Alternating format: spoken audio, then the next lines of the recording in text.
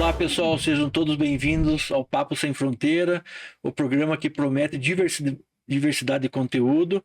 E eu estou aqui com um grande amigo, conheci ele no evento da Frota 162, eu fui convidado como painelista.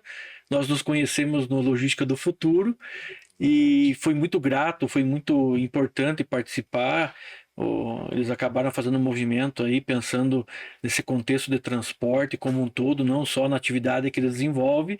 Estou aqui com o Marcelo, ele que é CEO da Frota 162, ele constituiu a empresa, tem uma história muito bonita de vida. Seja bem-vindo ao Papo Sem Fronteiras. Muito Marcelo. obrigado, Rodrigo. É um prazer estar aqui com todos vocês. Como você falou, nós nos conhecemos aí na Estrada da Vida, né? Falando um pouco sobre esse mercado aí de transporte, de frota, e foi um encontro muito conveniente, porque a gente aprende muito o tempo inteiro com você e as trocas sempre são muito ricas, e é o que eu espero fazer um pouco aqui hoje também. A gente falar um pouquinho sobre o mercado, sobre os desafios, sobre o que a gente pode melhorar.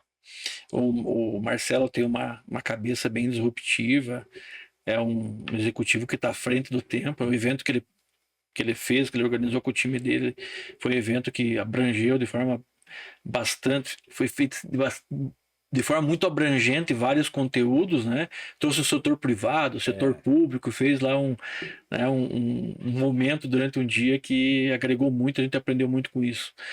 Mas me conta quem é o Marcelo, de onde é que o Marcelo veio, né? Eu boa. sei que você tem uma história de vida muito legal, a gente conversou um pouco sobre isso. Eu tenho certeza que todo mundo quer saber como é que é, né, estar à frente da Frota 162 hoje, mas tem uma É. trajetória importante aí. Então, eu costumo falar, Rodrigo, que o Frota 162, na verdade, ele é o resultado de uma carreira e não o começo dela. Porque essa história começa 20 e tantos anos lá atrás, apesar dos poucos cabelos brancos ainda, assim, a gente já começou faz bastante tempo. E comecei trabalhando em empresa dos outros, empreendendo em negócios da família, mas sempre querendo o meu espaço e sempre querendo mais, querendo empreender. Sim. E fui fazendo muitas coisas assim, de A a Z, mas a maior parte sempre relacionada ao mercado automotivo, a transporte. Então eu fui dono de transportadora, eu fui gestor de frota, vendi seguro, eu trabalhei com despachante, e aí fui fazendo um pouquinho de tudo, compra e venda de carro. Eu brinco que se tem roda e passar na minha frente, eu vou dar um jeito de fazer negócio. E aí, os anos foram passando, a gente foi acumulando experiência, só que uma coisa era constante: a ineficiência do setor de transporte, a ineficiência do setor de mobilidade. São mercados trilionários, qualquer coisa que você olha tem uma oportunidade de muitas cifras de dólares, de reais, e sempre pautado por muita ineficiência. Sempre ouvindo aquela história do a gente que sabe o que tem que fazer, mas não consegue fazer. E aí os anos foram passando, eu tinha os meus negócios, eu tinha negócio da economia real, e fui percebendo que a única forma de eu conseguir atingir mais gente era entrando em tecnologia. Porque com tecnologia eu conseguiria criar soluções que fossem escaláveis, ou seja, soluções que a gente conseguisse desenvolver ali, por exemplo, uma plataforma e isso atendesse milhões de pessoas. Sim. E foi assim que a gente começou. Em 2015 eu falei, bom, eu vou aprender, como bom empreendedor, eu vou aprender tecnologia na marra. E aí eu fui lá e montei uma software house. E falei, cara, vou vender projeto, vou Nada a ver fazer. com pneu de caminhão, né? De Nada a ver. carro. Nada a ver. Depois acabou conectando, né? Porque montei a software house e falei, vou vender projeto, vou aprender sobre tecnologia. A grande verdade foi que os projetos que a gente vendeu para fora foram um tremendo fracasso e a gente acabou entendendo que a gente tinha oportunidades de desenvolver coisas para o mercado que a gente já conhecia. Legal. E aí a gente começou um primeiro negócio que basicamente era um site que você botava a placa do carro, via quanto ele tinha de débito, pagava parcelado no cartão de crédito, recebia o documento em casa. Já nessa gestão de Já olhando licenciamento, seguro obrigatório. pensando em resolver ali uma ineficiência do mercado, que era as pessoas que queriam pagar para poderem andar com os carros Não em ter que ir dia, lá no, não sei como é que foi, lá no não terem que ir banco, lá no pagar, banco, no fazer tudo Detran, online. e pagarem também parcelado, conseguirem, às vezes não conseguiam pagar à vista, por isso andavam com o documento irregular. Uhum. E aí esse negócio foi um tremendo sucesso, isso começou a crescer, eu vi que tinha alguma coisa ali, fui atrás de investidores, me juntei com outras pessoas que toparam fazer isso comigo, e isso virou um grande aplicativo chamado Gringo, que foi um aplicativo que em 2025 foi vendido para o Sem Parar, para a Corpay, um tremendo sucesso, várias rodadas de investimento, e eu vendi a minha participação lá no final de 2021 e montei o Frota 162.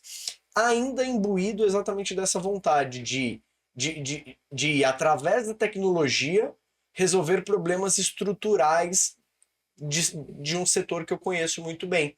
E aí o Frota 162 ele nasce um pouquinho mais ousado, embora a trajetória anterior e tudo que aconteceu até aqui tenha sido fantástico, ele nasce um pouquinho mais ousado porque ele quer efetivamente resolver o problema de A a Z do que uma transportadora tem de dores para resolver, por exemplo. Sim. Então, hoje a gente no Frota 162 resolve muito o problema ali da burocracia, da documentação, do IPVA, do licenciamento, mas a ideia é que a gente consiga apoiar desde o momento da compra até o momento da desmobilização do veículo, passando por tudo que tem ali no meio, pedágio, toda a questão do frete, toda a questão dos motoristas, toda a questão de manutenção, Sim. combustível, né? Tem muita coisa.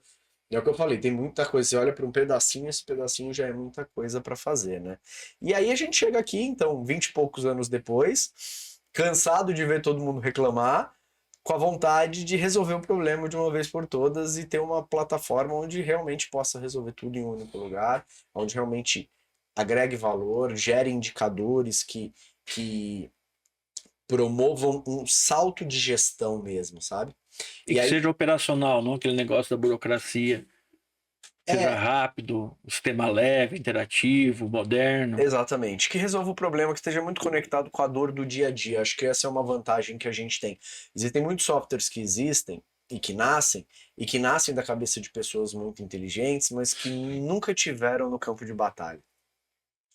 E esses dias eu estava fazendo um webinário nosso lá, o Papo de Frota, que a gente faz todo mês, e aí eu estava ouvindo a nossa entrevistada falar, e ela estava contando que um dia ela foi bater carga com um caminhoneiro. E aí ela me fez lembrar, eu comentei isso lá, que eu já fiz isso, que eu fui bater carga de farinha na época que eu tinha transportadora e hoje conectando todos os pontos, cara, isso faz muito sentido, porque eu fiquei lá horas na fila esperando para carregar. E aí quando você ouve alguém falando, não é simplesmente o que você escuta falando, mas é o que você viveu e viu no campo de batalha, faz muita diferença. Eu acho que você tocou num ponto muito interessante, porque nós até tivemos uma reunião hoje aqui, né? Normalmente os sistemas operacionais são criados por pessoas com habilidade para tal, mas que não têm experiência de causa. Exato. O sistema operacional deveria atender à operação. Ele Né? deveria partir E da dor, né? é muito pouco, né? E quando eu falo operação, eu não estou falando da operacionalidade, eu estou falando que o sistema operacional tem que atender o administrativo, atender a parte de contadoria, atender a parte operacional, a parte comercial. Uhum. Mas com as necessidades que a operação tem, não a cabeça do programador, do arquiteto, ou seja lá quem for. E é esse que é o grande problema dos sistemas operacionais, ela não atende quem demanda o serviço, né? E aí cria-se uma área, né? Me perdoem a simplicidade, mas muitas feudal, né? E que você precisa de alguma coisa, como acontece no jurídico, né? Tudo tem tempo para resolver, menos a operação e o comercial que tem que atender o cliente. É mais ou menos isso ou não? É isso aí, é isso aí. Existe esse descolamento com a dor real e eu acho que isso dá para ser resolvido. A gente precisa ter mais escuta ativa, a gente precisa estar mais próximo do campo de batalha e eu gosto muito disso. E é isso que a gente vem fazendo. E só conectando, porque você comentou com o Frota Summit, que foi o evento que a gente fez no final do ano passado, vai repetir agora esse ano novamente, do qual você abrilhantou com todo o seu conhecimento lá, participando com a gente inclusive conta com você esse ano de novo, Com toda certeza. ele nasceu para isso. Ele foi um evento onde a intenção é criar um summit para gestores de frota, para entidades e pessoas do transporte, para que a gente possa aproximar a dor que acontece no dia a dia de boas soluções e de pessoas que podem aportar conhecimentos que não são triviais. E aí isso faz muita diferença, porque todo mundo vai para evento para ouvir mais do mesmo. E eu acho que uma coisa que a gente conseguiu fazer legal no Frota Summit foi um pouco disso, trazer essa generalização e sair um pouco do mais do mesmo e provocar outras formas de pensar, que é uma coisa que eu gosto de falar muito, que é, às vezes a gente está olhando lá no amanhã e não vê o que a gente poderia estar fazendo aqui de melhor hoje, né? Então é muito sobre isso. Assim, eu vivi minha carreira profissional como executivo muitos anos, né? E as pessoas querem chegar em lugares diferentes fazendo a mesma coisa, não vai chegar. E o grande problema que eu vejo, eu participo de alguns conselhos, né? Alguns pro bono, né? Em comissões de varejo, etc. Eu vejo que está todo mundo preocupado em resolver o futuro do varejo, por exemplo. Mas e agora? Né? E o CO2, o consumo de combustível, a produtividade da frota, né? O motorista que está literalmente entrando em colapso, né? O ajudante não quer mais, o carregador já não quer mais trabalhar, né? Que essa questão da gestão, essa questão da... um amigo Dal Bosco fala muito bem sobre isso, né? É um especialista, né? Eu tenho lá uma geração baby boomer, a única vez na história das empresas que tem 5 gerações, embora lá, o alfa e o beta não estão trabalhando, mas tem as 5 gerações na empresa, nunca aconteceu isso na história, esse choque de gerações, né? De valores, crenças, credos, objetivos diferentes. Como é que transforma isso em produtividade? Eu fico pensando em lá na frente, que eu quero resolver lá na frente, e esqueço de fazer o bom. E por baixo da ponte passa muita água no bom, não passa? Muita água no bom, tem muita ineficiência. Qualquer lugar que você olha dentro da empresa que se diz melhor em eficiência, você vai encontrar ineficiência. Porque é isso, eu acho que esse choque de gerações, ele, além de tudo, ele cria uma assimetria de informações. E aí as pessoas estão em estágios diferentes da tecnologia, estágios diferentes do quanto elas são adeptas à tecnologia. E aí isso cria paradigmas, cria-se barreiras no mercado onde diminui a produtividade em vez de aumentar. Essa é uma das coisas que a gente bate muito como empresa e como intenção de mudar o mercado é nesse sentido. É como que a gente pode transformar a mentalidade das pessoas para elas entenderem que a tecnologia é aliada, que é para frente que se anda, né? Sim. Assim, eu tenho uma curva de aprendizado de 35 anos, né?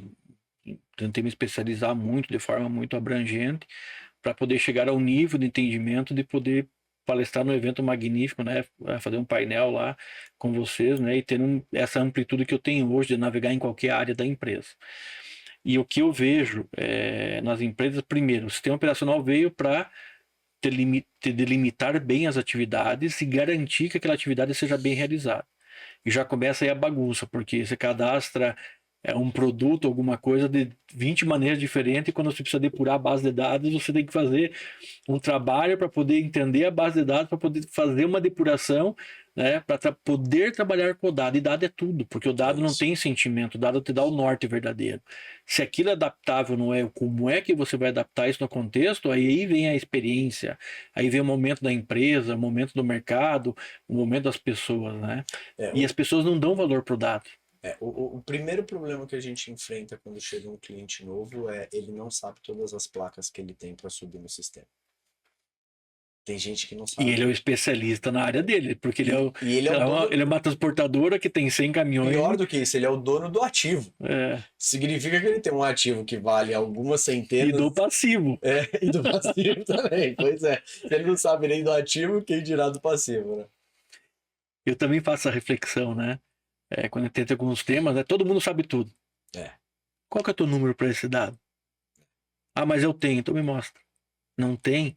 Então entra num mundo também, acho que um pouco de vaidade, né? Das pessoas não terem aquela humildade de falar assim, eu não tenho e eu preciso aprender. E todos nós aprendemos todo o tempo, né? Inclusive eu dei aula agora em Chapecó e aí tinha um menino de 23 anos. que falou um assunto, eu falei, eu estou reconhecendo aqui publicamente, que eu não tenho problema nenhum com isso, né? Tinha alguns alunos na sala, que hoje você me ensinou mais uma coisa. Que legal. Eu vim aqui para disseminar conhecimento, mas isso você está me ensinando, porque eu nunca tinha pensado por esse prisma e esse viés. E falta isso na gestão, não falta? Falta. E eu acho que a inteligência artificial, que está em alta aí, todo mundo falando, mas sobre eu vejo pouca gente falando sobre esse ponto de vista que eu vou falar agora, Rodrigo. Ela vem para despir um pouco essa questão das métricas. Por quê? Porque a inteligência artificial, ela requer a premissa de dados bem organizados. Ela é uma excelente analista, ela é uma excelente tomadora de decisões do que ela conhece.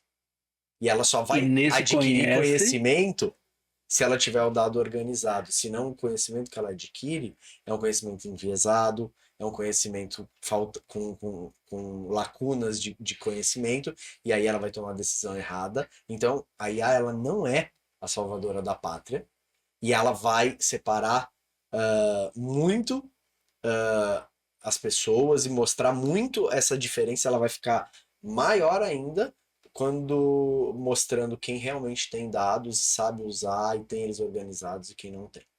Eu escrevi na verdade eu escrevi acho que uns 6 artigos agora há poucos dias, né? Estão saindo, tem vários outros que estão saindo ainda, e o título lá é que eu andando a 100 por hora eu sou mais seguro do que andando a 80 por hora. Isso é justamente para chamar a atenção, né? Por quê? Porque não é o que é feito. Eu sempre falei lá no teu evento, né? Da Frota 62, que nunca é o que é feito, é como é feito. Então, o simples fato do embarcador, eu até falo em lavar as mãos, né? Dar uma de Pôncio Pilatos. Falar o limite é 80, que o limite é mais seguro, ele pode estar induzindo o motorista ao erro, a causar um acidente, né? E talvez através desse acidente, né, ceifar a vida de algumas pessoas. Porque é uma decisão seca. E nenhuma decisão pode ser seca, ela tem que ser contextualizada. E aí, matematicamente, mostrando esse estilo de direção e eu deixando o veículo aproveitar a inércia, então eu consigo ser, entre a descida e o aproveitamento da inércia, 100,7% mais seguro. Então eu estou dobrando minha segurança. Caramba. E aí entra um viés, né? Mas então eu aplico isso a 80, então eu vou ser mais seguro. Aí eu faço um paralelo entre andar a 100, aproveitar a inércia, ser 2,3% menos seguro, mas ser 6,4% menos poluente. Então eu preservo a vida do motorista, mas eu estou causando um dano na vida das outras pessoas. E agora eu estou calculando o que é essa potencialização do 6,4%. Então, nós tomamos decisões, né, e eu tomo decisão baseada em dados, né, são decisões pelo achismo. E acho que vem nesse negócio da IA, né? Porque se ela fizer uma leitura de alguém que fez uma contextualização vaga e ela pegou isso, né, processou essa informação, ela te entrega uma resposta incorreta. É exatamente isso. E aí você não tem propriedade para poder dizer se aquilo é correto ou não. E toma como verdadeiro, escreve e induz outras pessoas a fazer isso. É mais ou menos isso? É exatamente isso. Isso é perigosíssimo. Se você der para IA só dados que mostram, por exemplo, uma tabela tratada que mostra a correlação de velocidade com acidente, e todos estiverem na faixa acima de 100 km por hora, e fizer essa pergunta seca para IA, se é melhor andar a 100 ou 80, ela vai inferir que é melhor andar a 80. Sim. Porque ela vai pegar a correlação. E ela está certa, não está errada. Com os dados que ela tem, ela está certa, ela tá porque ela certa. está avaliando aquele montante de dados. Então, é premissa você ter uma governança de dados que seja eficiente. E isso eu vejo muito pouco, porque isso começa em tecnologia. Você começa a estruturar dados quando você começa a ter um pensamento racional, lógico, que você só traz embarcando tecnologia nos negócios. Muito legal. Nós estamos chegando no final do primeiro bloco. Voou. É verdade. Né, os 20 minutos. O papo está muito gostoso. Muito obrigado pela tua presença. Estou com o Marcelo aqui da Frota 162. Se tornou um amigo. E até o próximo bloco.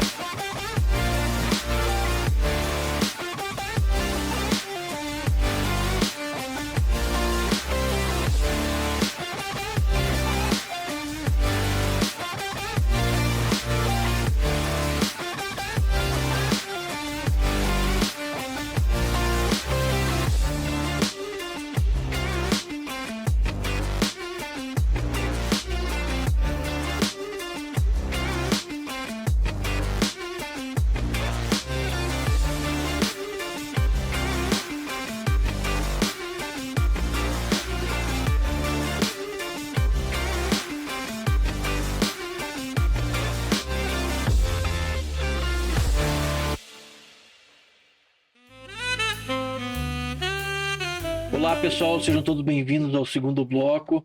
Estou aqui com o Marcelo, que é da Frota 162, se tornou um amigo.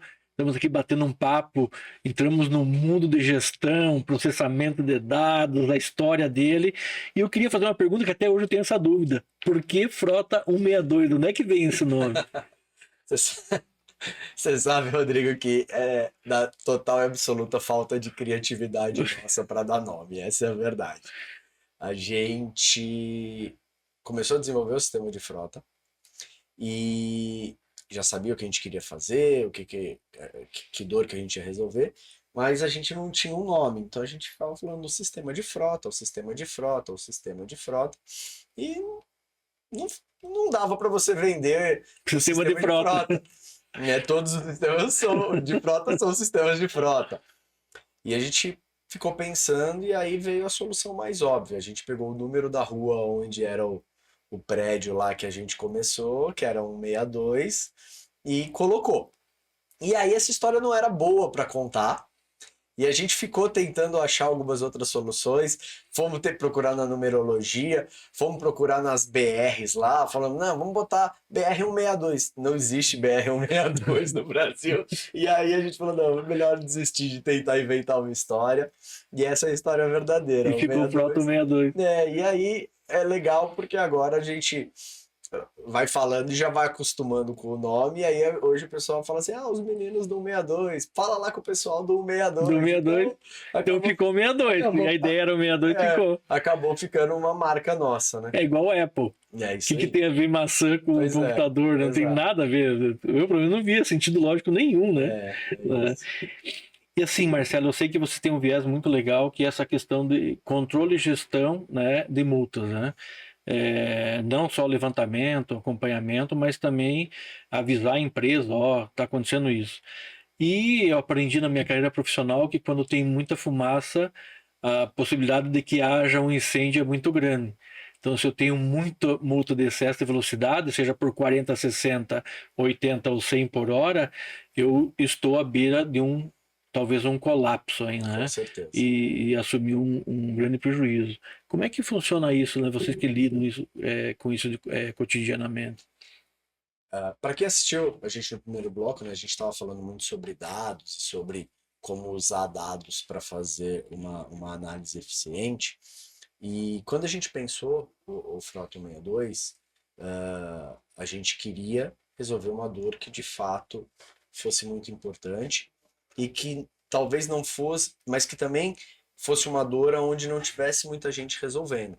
E a gente encontrou na documentação, na gestão da burocracia, um espaço, porque além dela não ser tão atraente para resolver o problema, ela não é a dor que mais custa dinheiro, como combustível, por exemplo, à primeira vista. Mas ela é uma dor estrutural, que fala muito sobre a tua operação. E aí, a gente tem clientes de todo jeito, como todas as empresas. Tem um cliente que te usa 10% do que ele compra, tem cliente que te usa a totalidade, tem cliente que te usa só para organizar dados, tem cliente que te usa para fazer gestão. Pensando no como o sistema foi pensado e no cliente, vamos dizer assim, ideal, que usa o sistema na sua totalidade, que consegue tirar os insights de gestão. E quer fazer gestão, né? Quer fazer gestão. O que a gente faz hoje é poderosíssimo. Por quê? O que a gente faz? A partir de ter os veículos e os condutores, a gente passa a monitorar esses veículos em todas as bases nacionais, todas as bases do Brasil inteiro, e a gente traz as informações de multa, IPVA, licenciamento, bloqueio, tudo isso com antecedência. Esse é o primeiro ganho, que é o ganho prático, que é ali quem usa 10% do sistema já fica satisfeito, que ele vai pagar as coisas com prazo. Dá com desconto, com a multa, desconto, por exemplo. porque ele vai ter mais prazo, ele vai ter mais prazo para indicar o condutor, ele vai poder indicar o condutor por dentro da plataforma, ele vai trazer eficiência operacional para o processo dele, vai reduzir pra caramba o tempo, e a gente vende isso, fala, ó, usa o sistema que você vai ter isso. Só que essa, para mim, é a visão rasa do sistema, falando a grande verdade. E até uma provocação para os empreendedores, porque é muito comum ver empreendedores de todos os setores com quem eu converso tendo visão rasa sobre as coisas. resolvendo o que está na frente do olho dele, ou tirando da frente e não resolvendo aquilo de forma estrutural, ou não usando aquilo que ele tem na sua totalidade para resolver os problemas de forma eficiente. Colocando a sujeira embaixo do tapete. É isso, é isso. E é muito triste ver isso, porque não é falta de tecnologia, não é falta de informação, é falta de habilidade em fazer. Às vezes falta de estudo, às vezes falta de instrução, mas às vezes falta de tempo, e aí também é uma questão de gestão de tempo, de onde você prioriza ou não. E Mas, principalmente falta de vontade e resiliência. eu não ia falar isso, mas muitas vezes é falta de vontade, de querer correr atrás e fazer acontecer. Mas o fato é que o sistema, além dele resolver toda essa parte burocrática, o que ele faz? Ele cria uma massa de dados, Rodrigo, que é completamente correlacionada com como a gestão da empresa é feita. Então, você vê empresas que têm mais acidentes com mais índice de multa. Você vê empresas que têm mais hora extra com mais índice de multa. Você vê empresas que o consumo de combustível e a quebra a taxa de manutenção por quilômetro é maior, com mais incidência de multa de velocidade, de ultrapassagem em lugar proibido, de excesso de carga.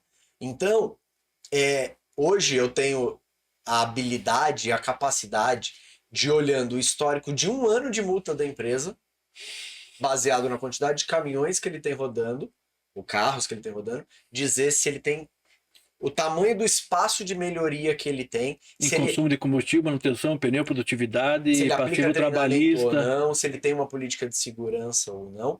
E eu gosto muito de dizer, Rodrigo, que nós, como gestores, a gente tem uma responsabilidade que vem antes de qualquer responsabilidade pecuniária, financeira, que é a responsabilidade pela vida dos nossos liderados. Porque a gente é gestor de frota, no caso aqui do meu contexto, e a gente vai lá e vê que o cara tá tomando multa e fala assim, eu vou descontar dele, porque quando dói no bolso, ele para. Mas a verdade é que você até pode fazer algum tipo de contenção quando dói no bolso, mas você não elimina o problema. Se você não fizer gestão contínua, constante, de conscientização, se você não olhar isso como um dado de saúde ocupacional, você está, acima de tudo, botando a vida daquele motorista em risco, porque é um acidente iminente. Vai acontecer. Eu sempre falo, até acho que no outro podcast que eu fiz, e quando eu palestro eu falo, e quando eu dou aula, né, que eu dou bastante aula também em palestras, né, eu falo que a nossa responsabilidade como gestor é a mais difícil, porque nós estamos entre o dono, você está como CEO, né, mas nós podemos estar entre o dono Sim. e entre a outra ponta, o motorista, nesse caso. Como é que eu equalizo isso de forma equilibrada, que eu atendo uma ponta e outra, que não é nada fácil. Só que daí eu tenho aqui no meio também inúmeras de outras pessoas. E esse funcionário, entendeu? Ele tem família, ele pode ter um pai que ele está cuidando. Então, quando nós somos gestores, assim, é muito maior do que o fato de eu definir a velocidade ou não para o motorista. E você falou um negócio que, assim, você está perfeitamente e corretíssimo. Porque se eu defino para o motorista que o limite é 80 e não preparo ele para chegar nesses 80 e reduzir dos 80, o que vai acontecer numa descida? Ele vai acelerar até 80 e vai ficar bombando no freio. E aí, aquele momento que ele passa ou numa Serra do Azeite a mais de 60 no radar, só que ele está com o freio superaquecido, ou ele passa num radar a um pouquinho mais de 80, e aí ele está exigindo da máquina, né, uma pressão de pedal do acelerador, uma velocidade de constância muito acima do que a máquina precisa fazer. E quando a gente chega num cálculo de que isso pode ser 35%, 40%, 30% numa frota, o gestor fala que isso é loucura. Mas matematicamente nós temos inúmeros, como você tem lá, inúmeros de outros veículos que você vê que isso não acontece. É isso. E quando eu pego um estilo de direção desse, né, e transporto isso para manutenção, que você falou em manutenção, aí você entende porque e a Scania vende o Scania Super. Se você dirigir dentro dos padrões da Scania, você troca o óleo de motor com o dobro da quilometragem. Então Não tem isso, a mágica. montadora já tá falando Não que você tem dirigir mágica. certo é metade. Não tem mágica. Não tem. Por isso que eu digo que a gente começou por um lugar onde parece que não é o maior custo, mas talvez seja uma forma super inteligente de você fazer economia, porque indo por um lugar onde não é o seu maior custo, é fácil fazer essa gestão, você consegue tirar uma enormidade de insights para mudar a sua gestão e diminuir nas outras linhas, no combustível, na manutenção, no turnover de motorista, Da porque sinistralidade, na sinistralidade, porque tem isso no também. estresse. Ninguém fala, todo mundo fala que ninguém quer ser motorista, mas ninguém fala o porquê. Porque é horrível ser motorista. Tá no trecho, você não tem infraestrutura nenhuma, você não tem apoio de ninguém. Então, falta um pouco de empatia, sabe? Falta um pouco de empatia no mercado e isso a gente vai trazer com conhecimento. Isso a gente vai trazer misturando olhares diferentes, porque falar de eficiência no transporte, falar de trazer gestão para o dia a dia, de trazer gestão para dentro das empresas, é muito mais do que falar sobre só o seu lucro, a última linha ali do seu EBITDA. É falar de um país mais pujante, é falar da gente ser mais competitivo, é falar da gente dar bons exemplos e ser bons exemplos para as gerações que vão vir. Então, é muito mais, é muito mais sobre legado, é muito mais sobre deixar coisas que valem a pena do que qualquer outra coisa, sabe? Propósito. Propósito. Outro tema que você falou bem, que você relacionou com multa, que eu achei excepcional, é o motorista, né? E eu costumo falar o seguinte: nós temos 11 horas de intervalo de tempo de direção. Eu posso ter 10 horas de jornada, Sim. são 21. E eu tenho 3 refeições no dia que deu 24. Cadê a meia hora que o motorista perde? Não existe essa meia hora, né? E essa meia hora, em 5 anos, sem juros e correções, é R$ 96.000. Só que essa mesma meia hora, se eu pegar o custo fixo do veículo, é 144 mil. Então eu tenho um passivo, eu tenho um problema de 240 mil na minha frota. Se eu pagasse essa hora para o motorista, ele ia ficar muito mais feliz, eu ia ter muito mais retenção, talvez ele dirigisse de forma diferente e eu ainda economizaria 50. Então não é o que se faz, é como se faz. E justamente, mas se eu controlar, daí vai ter uma trabalhista, eu vou mostrar para o juiz quanto ele tinha que, no mínimo, controlar o horário para saber se ele faz o acordo ou não, se ele paga aquilo que é muito mais barato ou não. Então, é um jogo, uma disputa, entendeu? Tentando acertar algo no achismo ou no poder que cada ponta tem, ao invés de usar a informação em benefício próprio para poder tomar a decisão correta. E uma coisa que a gente traz do mundo da tecnologia e que eu aplico para tudo no mundo dos negócios, que é a experimentação. O que é a experimentação? Tem outros nomes, né? A pessoa fala teste AB, experimentação, mas do que eu estou falando? Eu estou falando de que quando você não tem dado, você cria o dado. Como que você cria o dado? Pesquisa científica. Como que você faz isso? Como se faz no laboratório? A academia é muito boa em fazer isso, né? Você pega, por exemplo, o que você está falando. Você tem cenários diferentes de motorista. Testa procedimentos diferentes com eles e colhe os dados. Porque às vezes a gente só acha, que é o que você acabou de falar, é o achismo. Quando a gente vai comprovar e quando a gente, obviamente, você fala assim, todo mundo se fala muito do trabalho remoto e do trabalho presencial, né? E aí aí tudo vira torcida no Brasil, então tem os a favor e os contra. O grande fato... Na verdade, virou polarização quase que tudo, né? Tudo, exato. Quando no final não é isso. No final o trabalho remoto ele é bom e o trabalho presencial ele é bom, a depender de muitas variáveis que você precisa testar e aplicar para cada cenário diferente. No meu cenário de empresa de tecnologia, são 100 pessoas trabalhando 100% remoto e eu posso dizer, elas são extremamente produtivas. Mas eu tenho todo um contexto para isso acontecer. A mesma coisa não se aplica em outras empresas que eu tenho, em outros negócios que eu participo. Precisa ser presencial. E aí não é sobre não confiar nas pessoas, é sobre o contexto que elas estão inseridas, é como o trabalho funciona e por aí vai. Então, é a mesma coisa quando você vai falar, mas a jornada do motorista, porque esse assunto é polêmico. Não dá para dar essa meia hora. Peraí, eu vou perder isso, vou perder aquilo. A grande verdade é que ninguém tem os dados.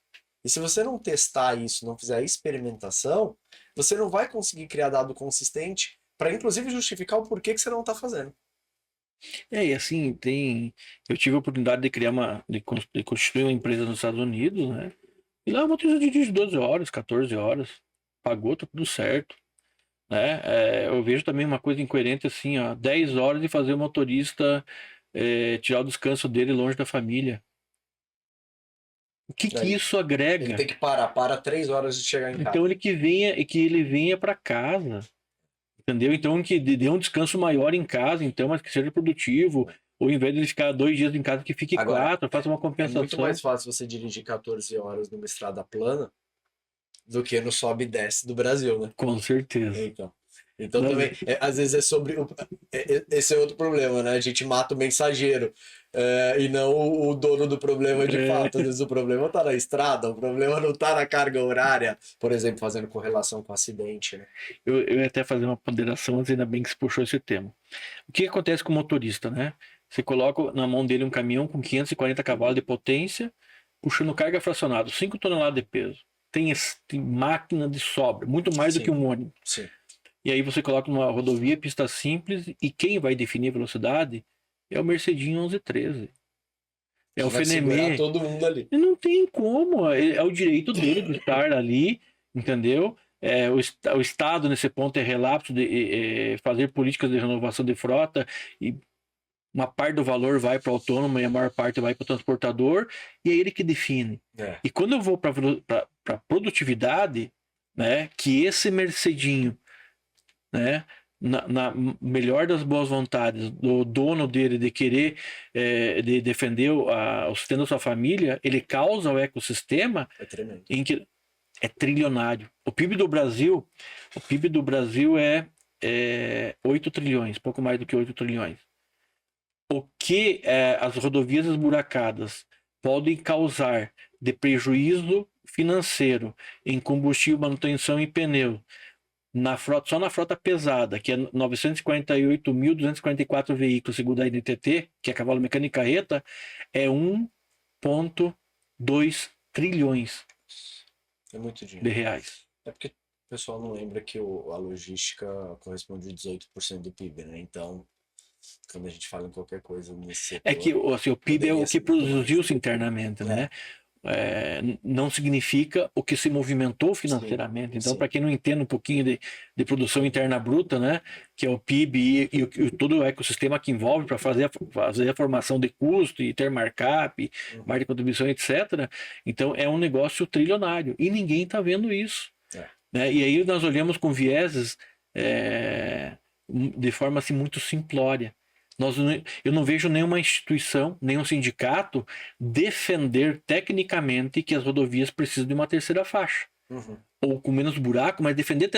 todo mundo está brigando porque não tem buraco, o custo do Brasil, mas ninguém calcula o custo do Brasil. Ninguém mostra isso.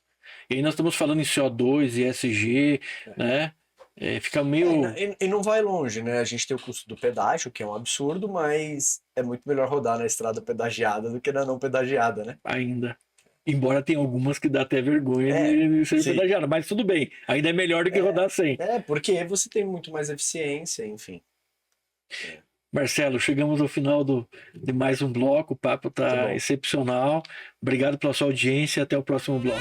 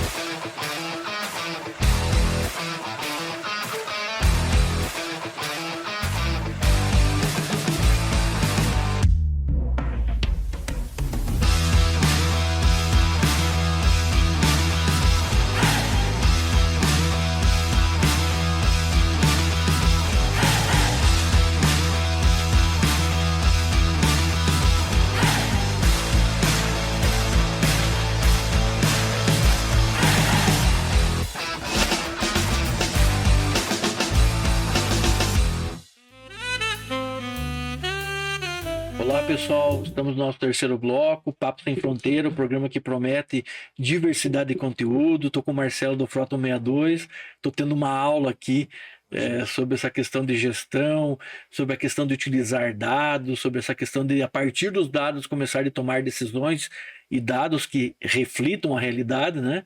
Não aquela, muitas vezes, a forma simplória como nós trabalhamos isso, né? E ele tocou num tema no módulo passado, que é o que é chamado hoje de nexialismo. Antigamente, quem tinha conhecimento tinha poder, né? Então, esse determinava, mandava, Sim. acelerava e reduzia. Aí veio a era do generalista, quem conhecia um pouquinho de cada coisa. E hoje não é só isso. Hoje nós falamos em nexialismo, né? Que é a capacidade de pessoas que conseguem conectar as gerações, os movimentos, as necessidades, as tendências mundiais, porque há 30 anos, muito mais do que 30 anos, o mundo já está globalizado e cada vez mais, né? Sim. Alguém fala uma besteira lá do outro lado do mundo e cai a bolsa, cai a produção, etc. Como é que você vê isso? Esse é um bom ponto, né? As distâncias, elas não existem fisicamente mais, prática. Ínfimo a distância, né? A mensagem chega muito rápido em qualquer Milésimo de lugar, segundos. milésimo de segundos, e daqui a pouco as pessoas vão chegar cada vez mais rápido. E eu vejo isso como talvez o maior desafio quando a gente fala de gestão, porque nós não fomos preparados para isso.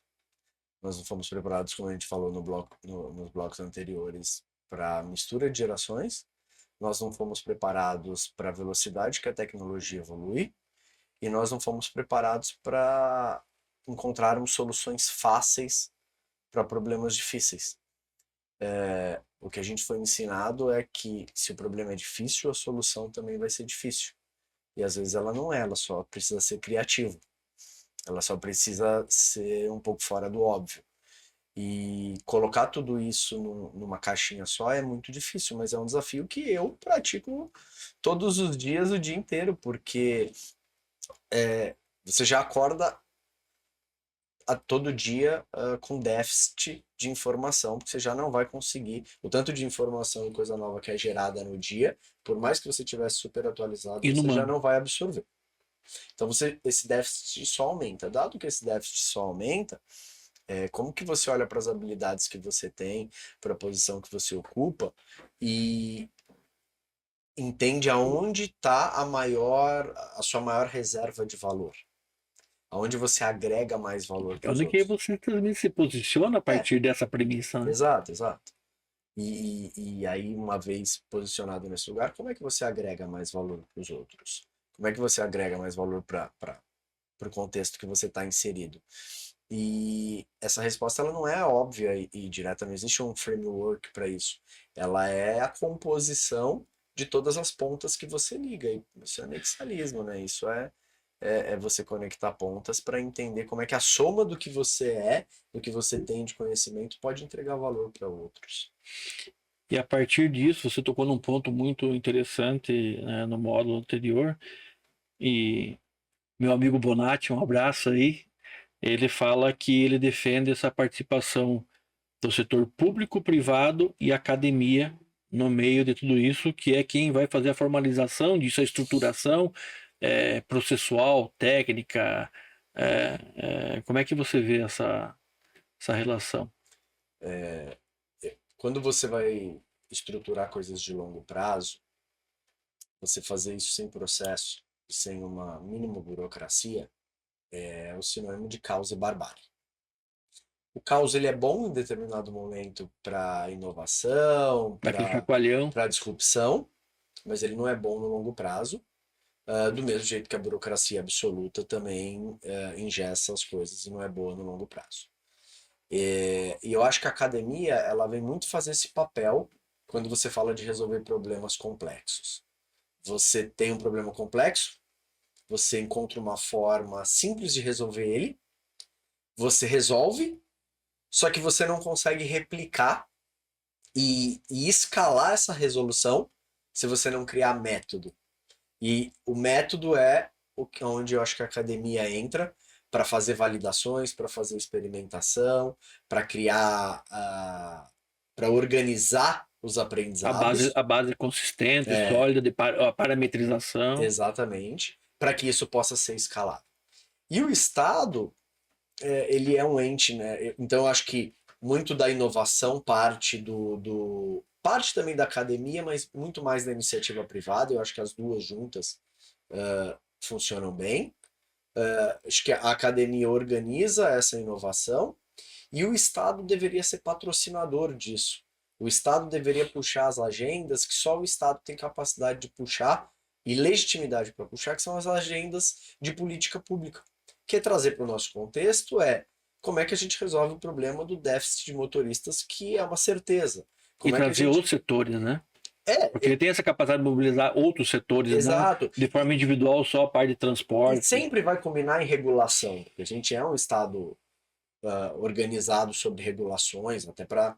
Nós não somos anárquicos, então...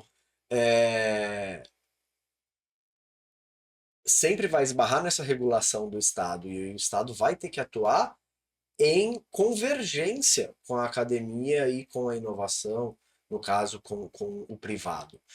E aí, no nosso contexto, Clausen, isso para mim está diretamente ligado à questão das estradas, à questão dos motoristas, porque é uma questão de infraestrutura que vai parar o Brasil. O Brasil vai parar nos próximos 20 anos por falta de motorista para transportar.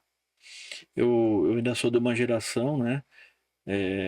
Um abraço para meus amigos motoristas. Eu sou filho de motorista também. E eu sou de uma geração que o pai chegava em casa, enquanto ele não levasse um, dois, três ou 10 filhos que ele tivesse, dar uma volta de caminhão em volta da quadra, os meninos, Não né, podia não sossegar. paravam de ele poder descansar no celular. E o motorista veio se desanimando ao longo do tempo e veio perdendo isso, né? E aquele motorista que tinha, não estou falando que não tem, né? Hoje também, mas era muito mais presente. Eu acho que tem motorista que era apaixonado por caminhão. Uhum. Eu tive a oportunidade de trabalhar com o Rogério Peixe. Ele entrava embaixo da carreta, regulava o freio, lavava a chave L dele no diesel, lavava na água, secava com um paninho e colocava embaixo do banco. Deus me livre e guarde se pisasse no tapete dele de tênis, né? Por mais limpo que fosse. Entendeu? Eu vejo que mudou muito isso, sabe? E o que acontece? Eu acho que houve uma desvalorização, né? Eu acho que o setor não procura verdadeiramente resultados alternativos. Eu ainda acho que o setor, por mais evoluído que ele seja, tem muito a evoluir, porque nós começamos a pegar métricas e dados e começamos a comparar dados de empresas diferentes, motoristas diferentes, caminhões diferentes, e a gente vê essa lacuna, a lacuna que você vê na multa, e através da multa você entende se ele está consumindo bem o combustível, a manutenção, o pneu e a exposição ao risco e a carga horária de trabalho, o estresse, entre outras coisas, e o empresário não consegue ver isso. E ele é o especialista. E quando eu vejo isso, que nós tentamos levar isso de forma companheira, parceira, por propósito, não por dinheiro, ele não agarra isso com as duas mãos. Não. Né? E muitas vezes ele quer se oportunizar da ideia e não quer dividir isso. Então eu ainda acho que o setor tem que amadurecer muito, né? Como a mentalidade do americano, que eu tive a oportunidade de conhecer bastante. Você chega para o americano e fala o seguinte: eu acho que eu tenho 5% consigo gerar 5% de economia na tua empresa, mas eu quero 50% do sim. Ele fala: eu assino aonde? Quando você faz isso com o empresário brasileiro, ele vai negociar os 50%. Não, ele vai dizer o seguinte: do ganho que ele prefere ficar sem os 5%. Ele tá vindo aqui, não tá me cobrando nada. Estou fazendo uma coisa muito errada, vou tentar resolver. E aí o remédio é pior do que ele não ter feito nada. Né? Porque entre o remédio e o veneno é a dose. Ele não sabe fazer a dose. É tão difícil empreender no Brasil, Clausen, que acho que todo empreendedor acaba tendo um pouquinho de uma síndrome de super-herói. Porque então, assim, fazendo um pouco do contraponto... Deu certo, né? Cara, se eu conseguir botar uma empresa de pé, eu sou muito bom e eu vou conseguir fazer e resolver qualquer problema. Não vai aparecer criptonita, né? Nunca. Só que a grande verdade não é essa. A grande verdade é que quem quer fazer tudo não faz nada bem feito.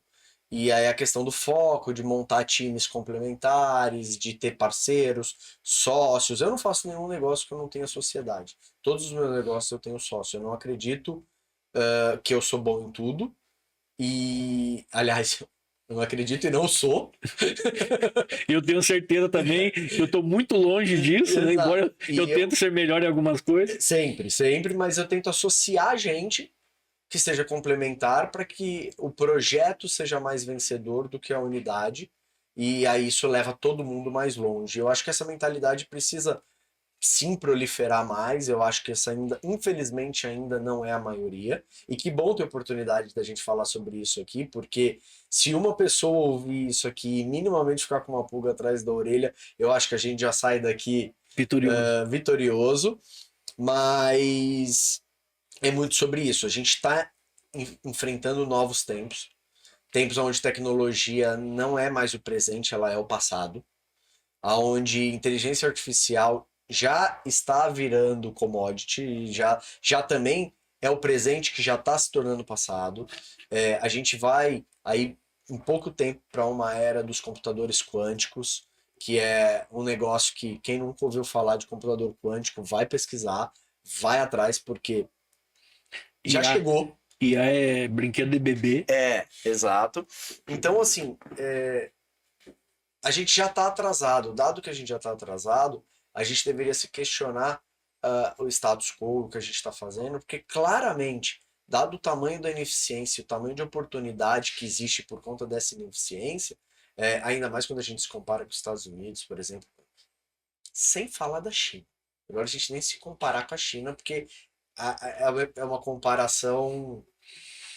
Díspare. É outro mundo, assim, a nível de produtividade, a nível de E era inovação, a um nível... país, algumas décadas atrás, estavam Ninguém morrendo de dava nada. fome. Ninguém dava nada.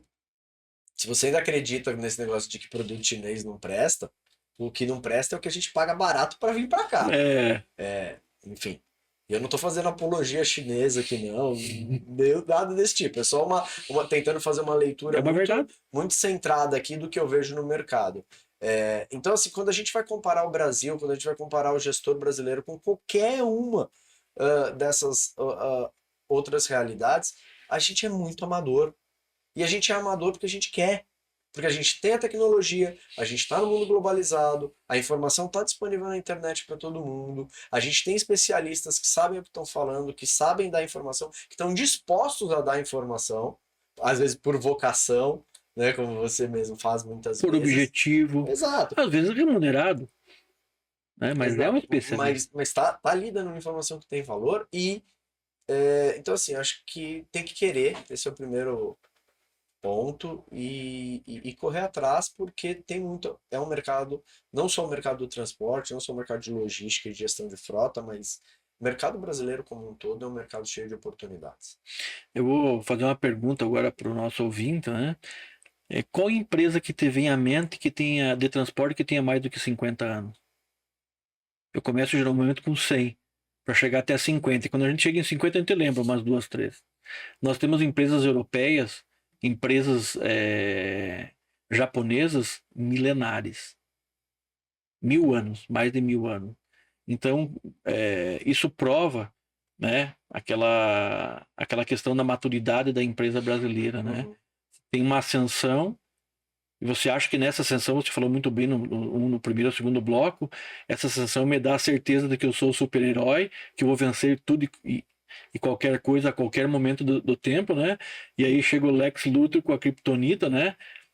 Uma decisão governamental, uma mudança do setor, um concorrente mais forte, um cara mais desesperado que está leiloando o frete, sei lá, qualquer coisa no sentido, e você entra num vale e esse vale tantas vezes você recuperou, e é por isso que você tem essa certeza, e essa volta você não consegue fazer mais, e aí vem a falência de uma empresa, né, e milhares de pessoas sem emprego, sem renda, etc. E também acho que remete um pouco, Marcelo, eu queria que você comentasse, porque às vezes as pessoas ficam lá, é quase igual o sapo na água fria, né? Joga o sapo, coloca a panela, água fria e acende a boca e você cozinha ele, literalmente ele não sai da água. E eu vejo que tem muitas pessoas que estão na empresa E elas vão indo de acordo com o que a maré vai levando, se a maré puxa, ele vem, se a maré vai, né? E nós precisamos ser críticos, né, para poder olhar a empresa, que a empresa precisa de perpetuar, precisa de movimento. Como é que você vê essa movimentação? Ô, Rodrigo, eu gravei um vídeo um tempo atrás no meu TikTok falando que a régua de uma empresa é o CEO, é o fundador, ou o CEO, enfim, é quem está liderando essa empresa. Presidente, o dono, É. diretor. Ele é sempre quem vai ser o teto dessa empresa. E se ele não expandir o teto dele, ele limita o crescimento de todo mundo que está abaixo. Sem entrar no mérito de que isso é uma injustiça sem fim com todas as pessoas que estão sendo lideradas por ele, isso é o princípio do fracasso. Então, é condição para quem escolhe liderar, é condição para quem está na posição de liderar, o inconformismo, o incômodo, o lifelong learning, né? O aprendizado Aprendizado contínuo, eterno, né? eterno que você tem que continuar tendo. Se você não quer isso, então você não esteja nessa posição. Passe essa posição para alguém que queira ter essa mentalidade. Porque você, quando não tem essa mentalidade, você se coloca na zona de conforto. Isso é quase que uma obrigação. Quase que. Quase que não, é uma Eu diria obrigação. que é uma obrigação. Para mim é uma Você obrigação. tem que evoluir para poder. Para evoluir todo o restante. E não que você é melhor do que o restante, mas é que você acaba sendo a régua de comparação máxima. E aí todo. Então, mudando um pouco o ângulo da sua pergunta, quando as pessoas ficam na empresa, no banho-maria ali, sapo na água fria e a água esquenta, e a hora que ele vê já morreu, ele é reflexo da cultura da empresa. A empresa deixou ele ficar ali. E se a empresa deixou ele ficar ali, é porque às vezes no discurso da boca para fora não, mas da porta para dentro, a liderança tem essa postura. Na verdade, a gente vê muito discurso da boca para fora e pouca prática, né? Muito, muito. De tudo quanto é forma, jeito, aquilo que se apresenta nas mídias não é o que verdadeiramente acontece. Se tiver um conselho que eu posso dar para o empreendedor brasileiro, de um cara que já empreendeu em diversos setores e liderou e lidera muita gente, seja coerente, 100% coerente do que você fala, do que você prega e do que você faz. Exemplo. Essa é a melhor exemplo. Liderança, por exemplo. É isso. O exemplo arrasta. É isso que eu faço todos os dias. Não é hipocrisia, né? Se não é. E aí você não vai conseguir cobrar porque você não tem legitimidade para cobrar aquilo que os outros não estão fazendo. Então, já existe um movimento natural do cérebro humano de ir para o mais fácil. Você primeiro vai resolver o problema mais fácil, você vai parar no assunto que você conhece mais. A nossa constituição biológica, o cérebro, né, para economizar energia. Exato. Então, isso já é o natural do ser humano. Você só vai resolver os problemas que você é muito bom de resolver. Você sempre vai buscar voltar para a tua zona de conforto. E eu não estou dizendo que eu não faça isso. O problema não é fazer isso. O problema é não estar atento a isso e não evitar isso. E não ver isso. E praticar isso. Exato, sem perceber. Então, estar atento a isso é o primeiro passo para que eventualmente você acabe fazendo, porque todos fazemos, mas que você possa estar vigilante a isso e lutar contra isso. Para sair da zona de conforto. Porque senão você chega numa posição onde você está ali, a empresa pega uma transportadora de 50 anos, 2, 3 gerações, todo mundo rico, a família inteira rica, um monte de dinheiro que já ganhou com a transportadora, milhões em ativo, cartela de clientes. Para que você vai inovar? Você vai ficar ali fazendo mais do mesmo. Só que isso no longo prazo pode tardar, mas não falha. Vai sumir. No longo prazo vai acabar. Isso não é o caminho da perenidade. O seu Ido Provin, um grande amigo lá do tempo da Mercúrio, falava que ele nunca viu uma transportadora quebrar sem carga. Todo mundo quebra muito bem, né? Infarto. Marcelo, chegamos ao final do terceiro bloco. Eu gostaria que você desse um grande recado para o nosso público, em termos na área de governança, liderança, dados, gestão, entender, né, aquilo que não é falado, aquilo que não é mostrado, né? A partir da multa, processar e conseguir entender como é que é aquela empresa, como é que ela está sendo gerida, quais são os resultados, e às vezes, através da análise da multa, entender se ele vai ter vida futura ou não, né? É verdade. Dá um recado para nós legal aí, que você acha que nós mereceríamos ter, assim, com essa tua visão do empreendedorismo. Primeiro quero te agradecer pelo convite, agradecer pelo papo extremamente agradável. Ficaria aqui horas falando com toda certeza. Agradecer ao público que acompanha a gente. E a mensagem que eu queria deixar, eu acho que ela é um compilado disso tudo que a gente falou aqui hoje. Tá na nossa mão ser a nossa melhor versão. Tá na nossa mão mudar aquilo que a gente acha que não tá bom. Reclamar é o caminho mais fácil. Fazer acontecer nunca é o caminho mais fácil, mas sem dúvida é o caminho mais prazeroso, é o caminho que dá mais orgulho pra gente. Então, pra gente que está em posição de liderança, pra gente que faz gestão, e para quem não faz, mas um dia gostaria de fazer gestão, de estar liderando, muito embora eu acredite que todo mundo seja líder de si mesmo no pior dos cenários, pensem nisso. Sejam a melhor versão de vocês, aprendam um pouquinho mais hoje do que amanhã e façam disso uma consistência. Troquem ideias com pessoas que vão te agregar, que vão engrandecer o seu pensamento, que vão provocar o seu jeito de pensar para botar em xeque se realmente aquilo que você está pensando e aquilo que você está fazendo é o melhor caminho disponível, porque não tem segredo. Precisa de muito trabalho duro, precisa de muita dedicação, mas, sobretudo, de muita vontade para fazer acontecer, de correr atrás, porque as ferramentas estão aí. O mundo ele é um lugar muito generoso na sua abundância de informação, na sua abundância de oportunidades. A gente precisa correr atrás disso. Então, é um pouquinho dessa mensagem que eu queria deixar para vocês hoje. É um pouco disso que eu vivo na minha vida, aplico nos meus negócios, aplico na minha casa com os meus filhos. Não tenho a pretensão de estar certo, mas estou contando um pouquinho do que dá certo e deu certo para mim até agora aqui. Muito obrigado. Legal, muito legal a mensagem. Marcelo, eu quero agradecer você ter aceito o convite de estar aqui conosco, né? Embora pareça muito, uma hora voa, né? Muito 3 rápido. módulos de 20 minutos aí, mais ou menos, né? Voam. Foi com certeza uma curva de aprendizado. Cada vez mais admirando você como É pessoa, recíproco. como líder, né? Do seu lado profissional. Quero agradecer a tua audiência, de estar aqui com a gente, de acreditar nesse trabalho que a gente está tentando trazer aqui, que é levar coisas diferentes, levar esse mundo disruptivo, pensar de forma diferente, vivenciar essas experiências que estão dando certo em outras empresas, outros lugares, outras funções, etc. E que você possa, né, sair daqui, né, como dizia o seu saudoso Pedro Garcia, quando ele criou a Fabete, que se cada motorista que passar pela Fabete salvar apenas uma vida, Já tá bom tudo o que ele demais. fez já terá valido a É pena. verdade. Então, se cada um de vocês que possa aproveitar um pouquinho do recado que a gente deu aqui, né, possa aplicar na tua empresa, que seja melhor para tua empresa, já terá valido a pena. Muito obrigado e muito obrigado, Marcelo. Obrigado.